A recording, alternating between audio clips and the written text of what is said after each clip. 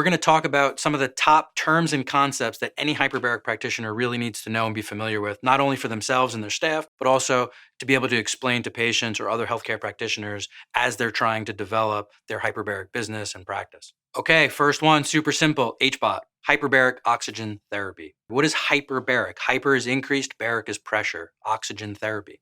Even if you're breathing air inside that chamber, by increasing the pressure alone, you're also increasing the amount of oxygen you're driving into that patient. Whether it's air only or with enriched oxygen, hyperbaric oxygen therapy is increased pressure above whatever atmospheric pressure that you or that patient are accustomed to. And as a result of this increased pressure, we are driving more oxygen into that person's blood. Hyperoxia, what does that mean? It's very simple. It just means increased oxygen inside your blood. As a result of being exposed to that increased atmospheric pressure and the increased percentages of oxygen, you're driving oxygen into the blood, creating hyperoxia. What is your breathing gas versus your pressurization gas? Your breathing gas is obviously what you or the patient are actually breathing, whether that's through a mask, through a hood, or what they're breathing just being inside that chamber. And the pressurization gas is the gas being used to create that increased pressurized environment. In certain chambers, they're the same. The gas that they're pressurizing the chamber with is 100% oxygen, and the gas the patient is breathing is that same 100% oxygen. In other situations, the pressurization gas is air, which is only 21% oxygen. So you're pressurizing the chamber with air. That's what's creating the pressure in the chamber. But you might be feeding the patient oxygen through a mask. So their breathing gas is, let's say, 94% oxygen or 50% oxygen through a mask or through a hood, while they're surrounded by air, which is the pressurization gas. Some chambers, like I said, are the same, and many chambers are actually different. And so be aware of what equipment either you're going in as a patient or be aware of what equipment you're running as a clinic. Okay, next there's some units of measurement. This gets very confusing for a lot of people, but just to simplify it, we'll talk about the three most common. ATA, which is atmospheres absolute, PSI, which is pounds per square inch, and FSW, which is feet of seawater. We talk about feet of seawater because most hyperbaric history comes from the scuba diving world. And so we talk about depth in terms of feet of seawater. And what you should be able to do is you should be able to convert in between each of these units so that you can have a logical conversation regardless of what the training of the person you're talking to was. So somebody that might be talking about atmospheres needs to be able to understand what feet of seawater are. Somebody whose machine is gauged in PSI needs to know what are the ATAs, what are the atmospheres absolute of that same chamber. If you're interested to be able to convert in between these different units, below I'll just add some conversion equations just so you can see how you can manipulate those equations and be able to interconvert between different units. It's just important that you understand that these are all different ways to measure the exact same thing, and you want to make sure that you're speaking the same language as the person you're talking to so everybody's on the same page with regard ultimately to what matters, which is what is the patient being exposed to and are these protocols equivalent based on their units of measurement. We will get right back to that video, but real quick, there are a number of rules and regulations and best practices that you need to know in order to be safe and compliant and run your practice accordingly. If you're not sure that you've got all your bases covered, we've created a free checklist for you that maps out everything that you need to become compliant inside the hyperbaric industry. You can grab that checklist for free by clicking the link in the description below.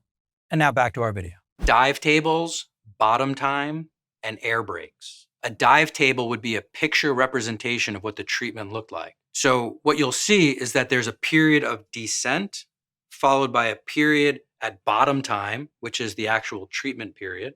And then there's going to be a period of an ascent. The descent isn't a straight line down. It's a curvy linear line down because you descend over a period of time.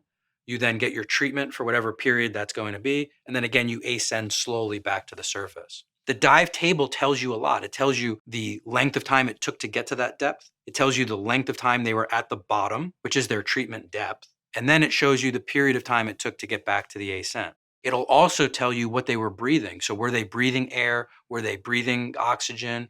Or were they taking air breaks? An air break is you're on oxygen for a period of time, and then you take, let's say it was a mask, you take that mask off, and now you breathe air for a period of time. You put the oxygen back on for a period of time, then you breathe air for a period of time. That's an air break. And an air break would be represented by stripes showing different gases that the patient was breathing over different periods of time. A dive table is just a really easy way to show somebody a protocol in a singular picture, and you know everything about that journey, and you can duplicate that on your own. And so it's a great tool to use to be able to share protocols with other practitioners. Okay, next is oxygen toxicity. Oxygen is an amazing gas that we can use therapeutically and in other modalities, from hyperbaric to ozone to EWOT to just breathing oxygen on the surface. Oxygen has tremendous amounts of benefits, and it's a requirement. You can only hold your breath for so long because we need to feed our cells oxygen every minute of every day. And so oxygen, while it's so critical, you can get too much. And if you get too much, it's a thing called oxygen toxicity. We have videos on oxygen toxicity describing the two types of oxygen toxicity: central nervous system oxygen toxicity and pulmonary oxygen toxicity. So there are two types of oxygen toxicity: one that affects your nervous system because you got too much oxygen in a very short period of time. That's central nervous system oxygen toxicity. And then there's pulmonary oxygen toxicity, which is even moderate amounts of oxygen, not in a short time, but over a long period of time. So knowing what oxygen toxicity is, knowing when it occurs, and knowing, most importantly, how to avoid it so that you can keep yourself or your patient safe, those are the critical pieces. Please check out our videos on oxygen toxicity so that you can understand in detail what those differences actually are. But just understand that oxygen, while it is incredibly useful, there is a toxicity point. And so know that it can be dangerous, and know how to keep you and your patients safe from it. Next is going to be pneumothorax. There are very few contraindications to hyperbaric. There are only two absolute contraindications. These people cannot go inside of a chamber. And that is, number one, if they can't equalize their ears. If they can't equalize their ears, they're going to experience pain. You should never have pain inside of a chamber.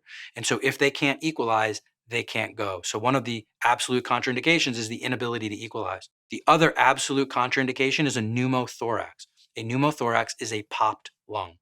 If you have a hole in your lung, or a patient with a hole in their lung, a patient with a pneumothorax can never go inside that chamber. There is one exception. We're not going to cover it. But generally speaking, for your purposes, patients with a pneumothorax cannot go inside that chamber. And that doesn't mean if they've ever had a pneumothorax. If you or a patient have had a pneumothorax and it's completely resolved, you have a chest x-ray to show that you are completely intact, those lungs are healthy, and there is no hole or issue in that lung, absolutely, that patient can go into a chamber. It's only if you have an active, untreated pneumothorax. I hope this information is helpful. Again, I'm just trying to share with you some basic terms and terminology and concepts about hyperbaric so that you become proficient and you know what you're talking about and you're confident about hyperbaric, how it works and why it works. See you next time.